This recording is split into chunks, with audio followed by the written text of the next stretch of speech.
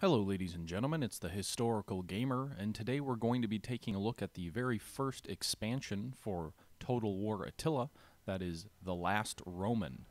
Let's go ahead and take a look here real quick at the intro. This is something I always enjoy with the Total War series. I couldn't think of a finer man for the task. Retake the former Western Roman Empire from the barbarians. Deliver it to our beloved emperor on a plate. These games should be in your honor.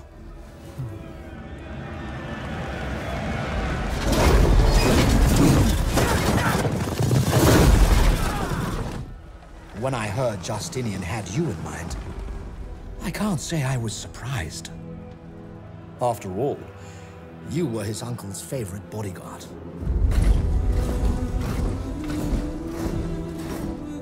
Not to mention your accomplishments at the Battle of Dara. And the way you suppressed the riots in Nika.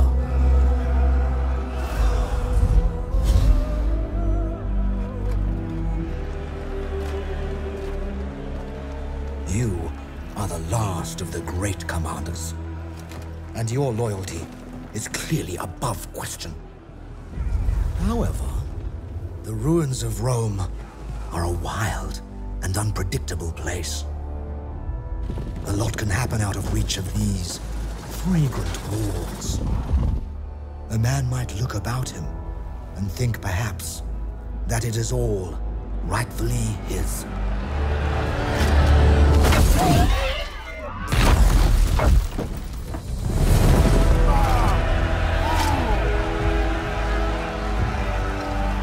Good luck, Belisarius.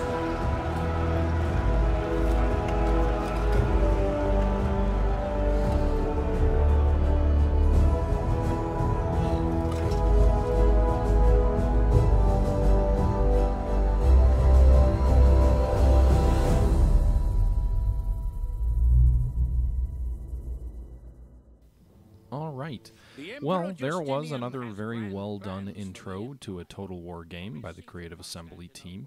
They always do a really good job, especially in that one. There was a lot of really good information, if you know your history, that was packed into it, talking about General Belisarius's career up to the point of the reconquest of the Western Roman Empire. This is a really interesting DLC for me because I'll be honest, I didn't know a whole lot of Belisarius coming into the series, and I've been doing a little bit of research to kind of get up to speed.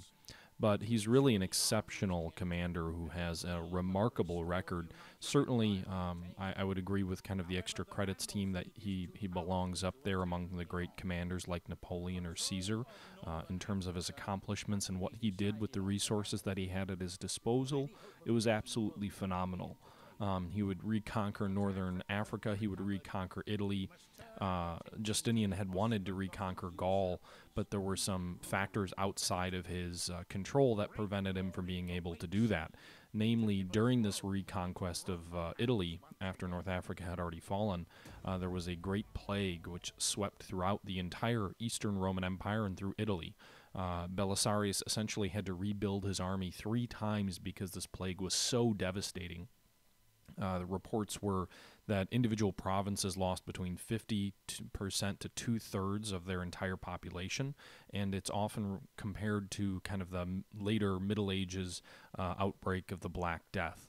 So really a fascinating period, and I'll be honest, in doing a little bit of research, this is getting a little bit above, ahead of ourselves, but doing a little bit of research, the reign of Justinian reminded me a lot of Marcus Aurelius' reign in the height of the entire Roman Empire, which was kind of interesting. You know, both empires were very much scholarly emperors.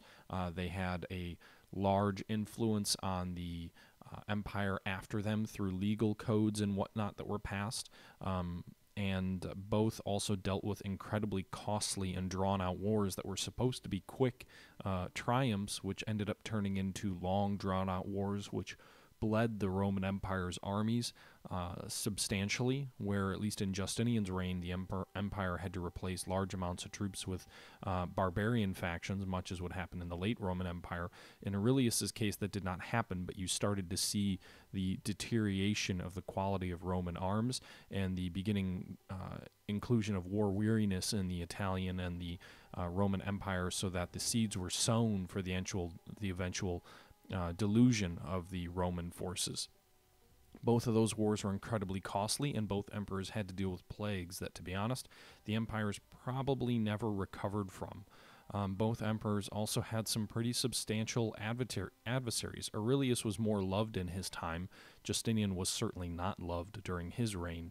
But both, because of their policies and their focuses essentially on what they viewed as justice, many of the upper class did not think highly on them. Again, Aurelius had a stronger foundation of a political system and an empire, which had seen pretty stable succession for several generations in front of him, so he probably was more able to deal with that. But it's interesting because both emperors are hailed kind of in the historical sense these days as being well accomplished and having done great things, and yet, to be honest, both emperors probably left the empire more weak than when they had come in, largely as a result of those wars, which are incredibly costly and long. I would say one other very interesting aspect to compare is both emperors were endowed with some very great commanders during their time. Justinian specifically had Belisarius under his command, who was his loyalty was really without question. However, Justinian constantly was unsure about his commander and was always nervous that Belisarius would plot to overthrow him. And you saw kind of that alluded to a little bit in the video intro for the DLC, basically kind of suggesting that maybe Belisarius would seize the provinces for himself. And that's actually a feature in the game that you have the ability to do. When you take a province, you can actually declare independence from Rome yourself and claim the province for yourself, which again kind of goes toward what that little discussion during the video was alluding to. But Belisarius, by all accounts, was very loyal to Justinian throughout his reign. He was personally tied to Justinian in that his wife, who he was, by all intents and purposes, very much in love with, was a very good friend with Justinian's wife, Theodora. So essentially, as long as Theodora was alive during Justinian's reign, she would allay Justinian's concerns about Belisarius kind of being on his own and possibly challenging Justinian for the throne. There were numerous times after his death as well where Justinian did not treat Belisarius all that well, but again, throughout his career, Belisarius was more or less always loyal to Rome, despite Justinian's own misgivings. Marcus Aurelius had a similar cast of characters during his rule. He had a very accomplished commander in Tiberius Claudius Pomponius, whose character loosely inspires Russell Crowe's character in the movie Gladiator. Not so much the whole being imprisoned and fighting against the emperor, but sort of his role in the conflict at the start of the movie is loosely based on Pomponius, as well as the fact that Pomponius was offered the imperial purple by Marcus Aurelius multiple times and had declined, and rather, after Commodus came into power and refused to continue fighting the Germans, he retired to his farm, citing that he just didn't want to be part of the politics anymore and just wanted to go home to his farm. So like I said, you can see that comparison pretty loosely. There's another famous commander under Marcus Aurelius, Avidius Cassius, who kind of endows a lot of Belisarius's great traits. He was a great military commander, won some stunning victories against the Persians in the east, put down several revolts for Marcus Aurelius as well.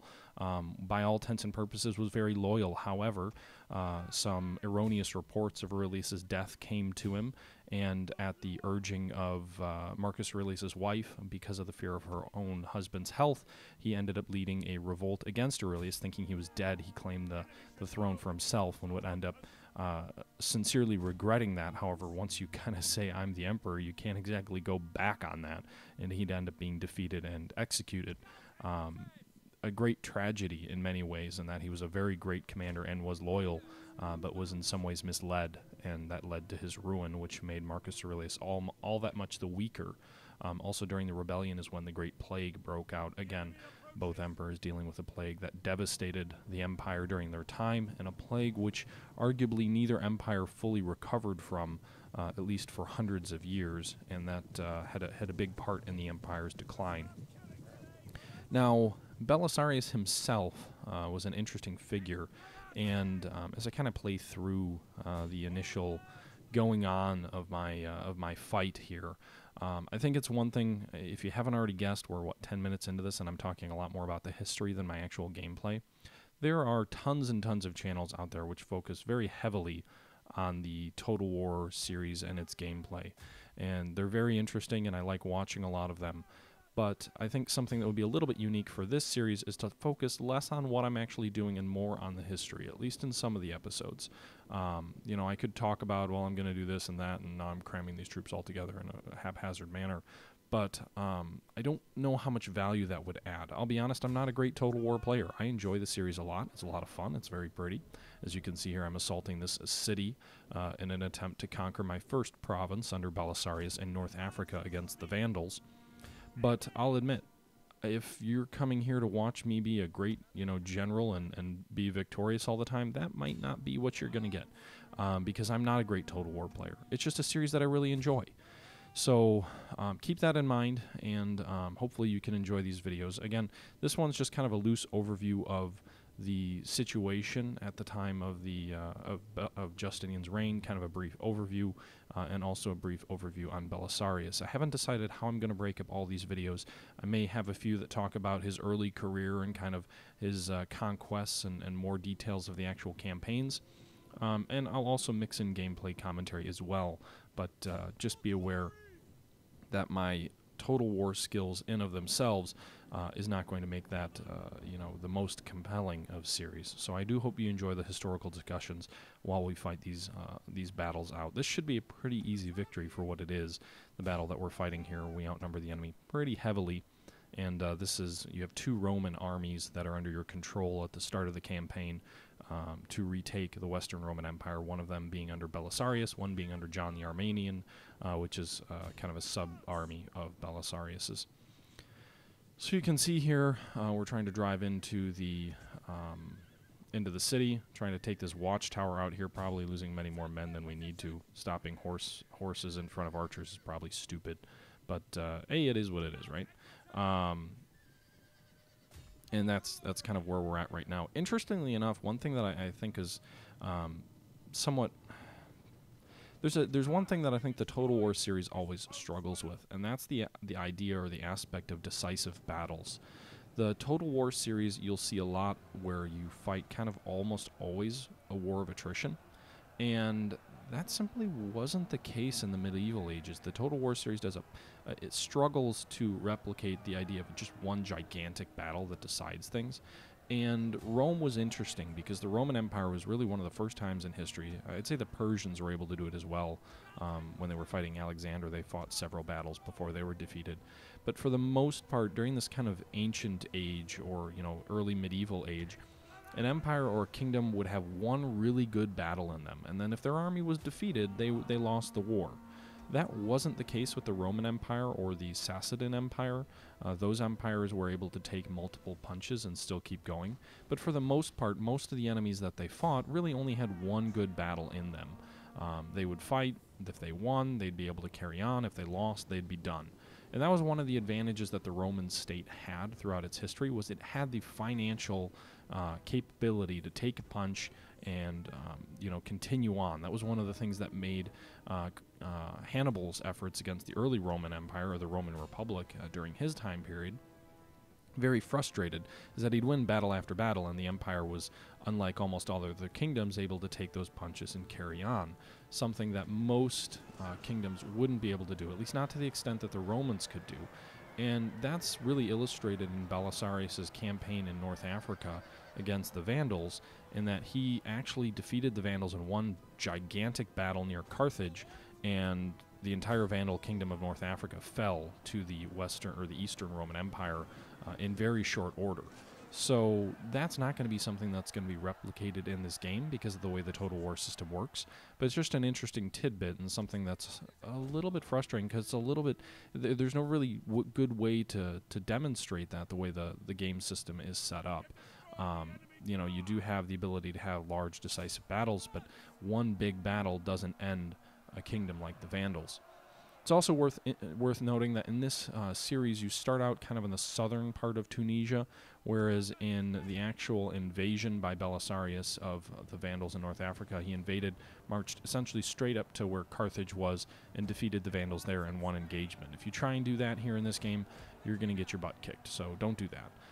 Also worth noting that in real life anyway, the Ostrogoths in Italy were actually loosely allied to the Romans. Actually, in fact, I'm kind of going all over the place in this video, so hopefully I'll introduce a little bit more structure in the future videos. But one of the reasons that Belisarius was able to go into North Africa to fight the Vandals is there was a Vandal king, which was reigning before the king in 533 AD when Belisarius came in. There was a Vandal king that had been very pro-Roman emperor. His name was like Hilderic or something along those lines. I'm really bad at pronouncing names, but it was something to the effect, and I'm sure I'm butchering the pronunciation here, on the lines of Hilderic. And he was a pro-Roman leader of the Vandals. He had actually signed an alliance with Justinian in the east, and he was the grandson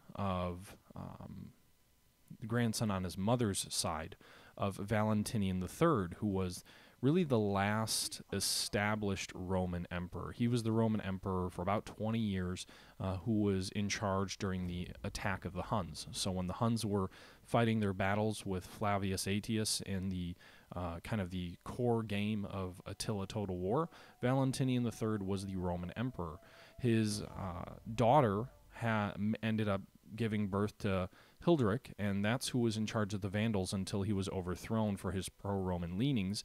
And because Hilderic had signed an alliance with the Eastern Roman Empire, when he was overthrown, that gave Justinian a pretext to send troops into North Africa, essentially to kind of prop up Hilderic. But it was really just an alliance out of convenience. Justinian was really great, and actually that's something that you'll see a lot of with Byzantium throughout its history, is that they were phenomenal when it came to intelligence and being able to manipulate people. When you think of Byzantium, usually the word Byzantine tends to refer in a negative way to kind of backstabbing and dealing in sort of shady politics, but very effective politics.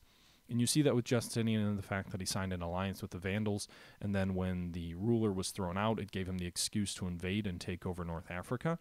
You also saw it with the Ostrogoths. The Ostrogoths, who were in charge of Italy during this scenario, actually allowed the Eastern Roman Empire to deploy troops to Sicily. They allowed them to use Sicily as a base of operations for the Byzantine navy, which is absolutely astounding when you consider the fact that the Romans would, in the near future, end up invading Italy as well and taking it back from the Ostrogoths.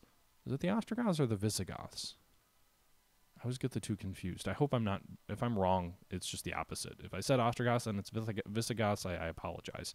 But anyway, here you can see you've got that option when you take a city to either declare your independence from the Roman Empire, at which point I assume Justinian sends troops to fight you and you have to fight them off, or turning the province over to the Romans and being a good Roman general.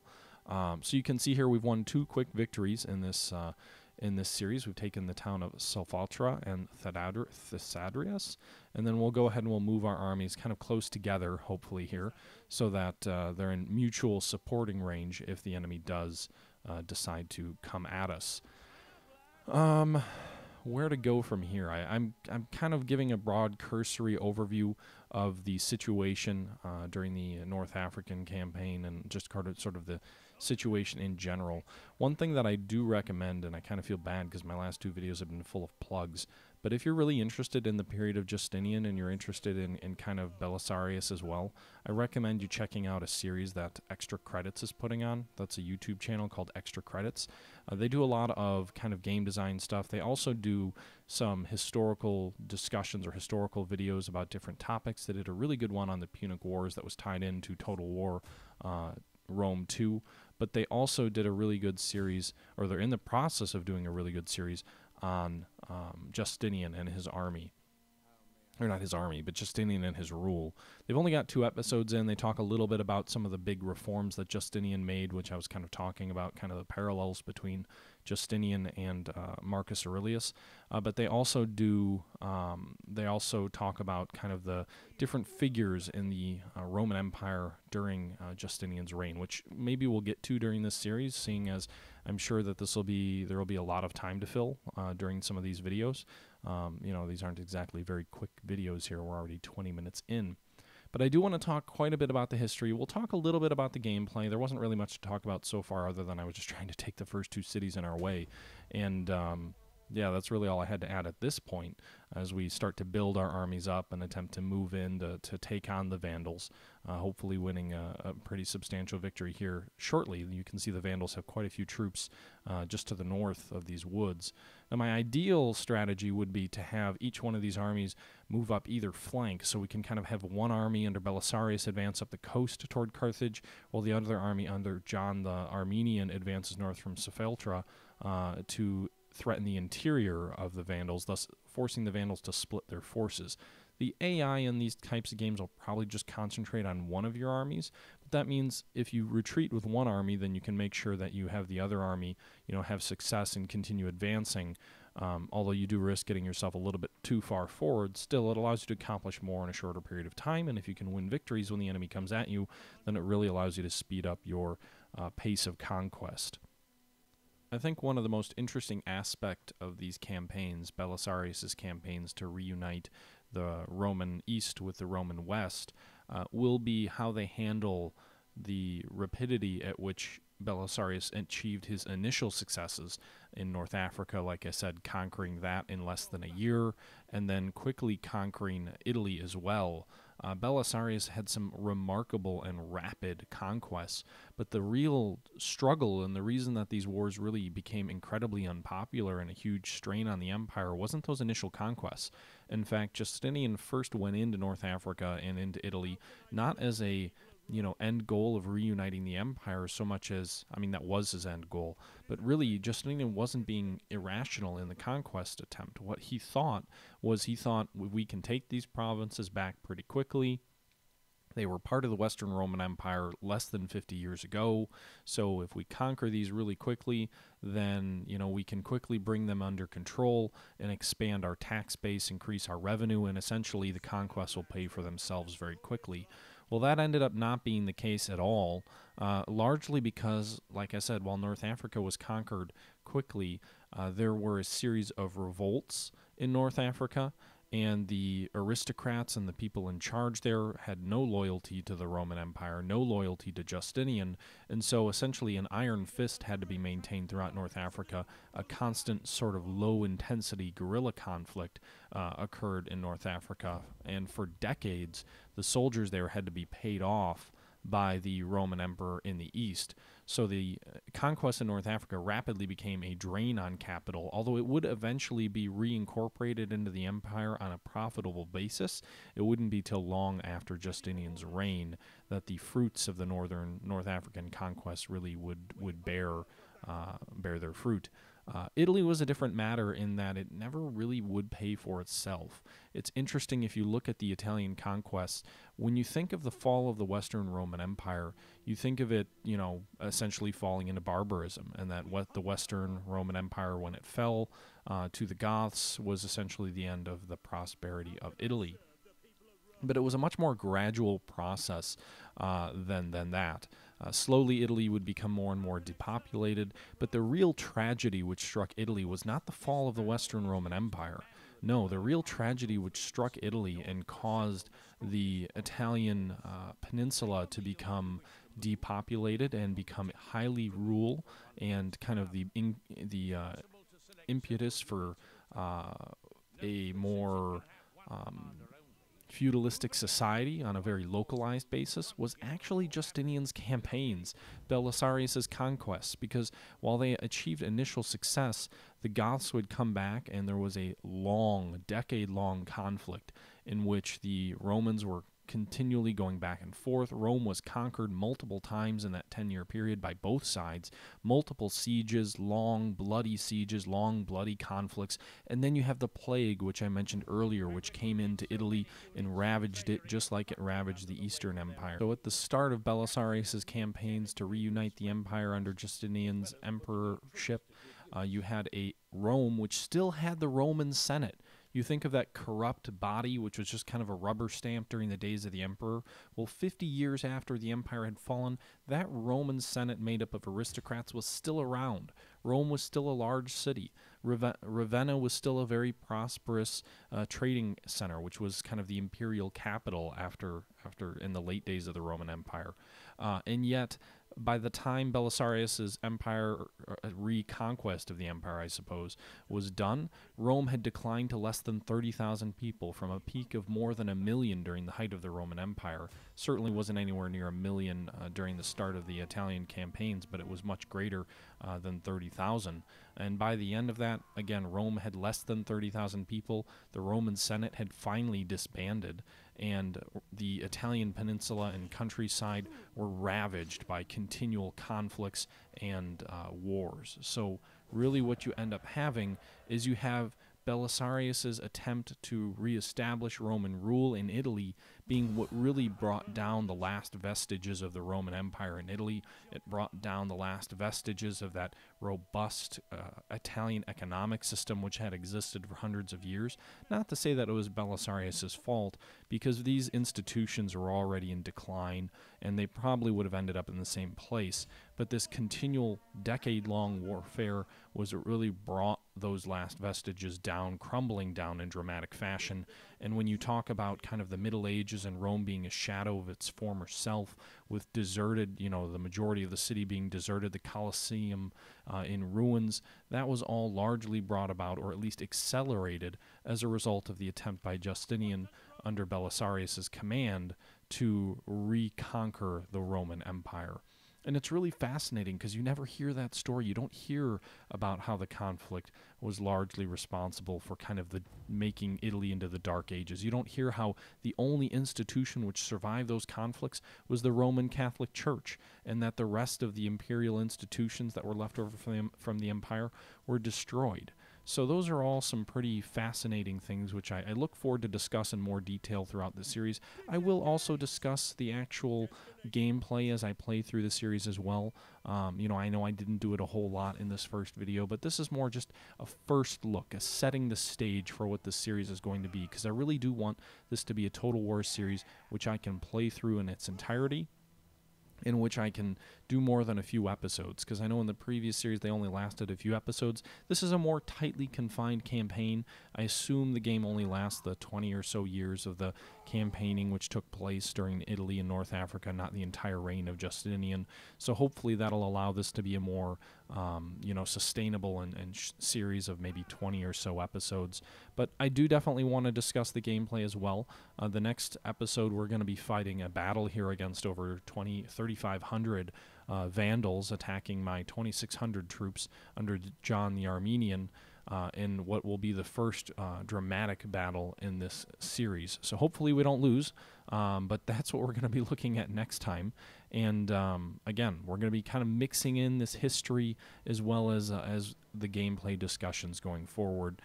This was just more of a kind of intro to the campaigns of Belisarius in Italy and in North Africa. But I hope you guys enjoyed this. I hope you guys are looking forward to the series. Let me know what you think in the comments and descriptions and all of that jazz.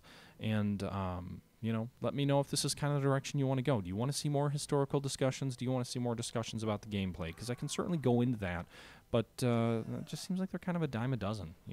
One thing that I feel like we don't do enough of is with these great settings that Creative Assembly puts out there is we don't do enough talking about the history and why things happened and kind of the more intellectual discussion of the campaigns as opposed to just, smashing together sprites and 3D images on screen. Anyway, I'm going to go ahead and end the video here. Let me know what you guys think in the description and all of that jazz. And until next time, this is the Historical Gamer saying thank you for watching, and I'm out.